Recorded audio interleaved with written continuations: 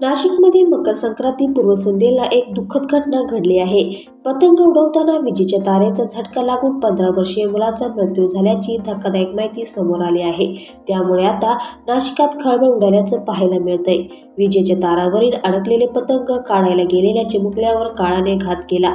भाग्येश विजय वाघ असं मयत मुलाचं नाव आहे. समोर आलेल्या ह्या घटनेनंतर पालकांना सतर्क राहण्याचं आवाहन करण्यात येतंय. नाशिकच्या पाथर्डी फाटा परिसरातील रविवारी दुपारी 3:30 वाजता काही मुलं पतंग उडवत होती. मुलांचा खेळ रंगात आला होता. त्याचवेळी भाग्येशची पतंग अडकलेले पतंग काढण्यासाठी आलेल्या भाग्येशची धडपकड सुरू झाली.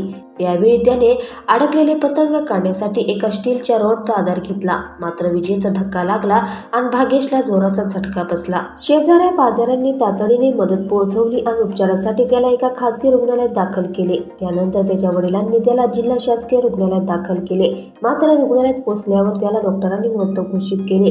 या घटनेमुळे परिसरात हळहळ व्यक्त केली जात आहे. भाग्येश हा इयत्ता 10वीत शिकत होता. त्याच्या मागे आई वडील आणि भाऊ असं कुटुंब आहे.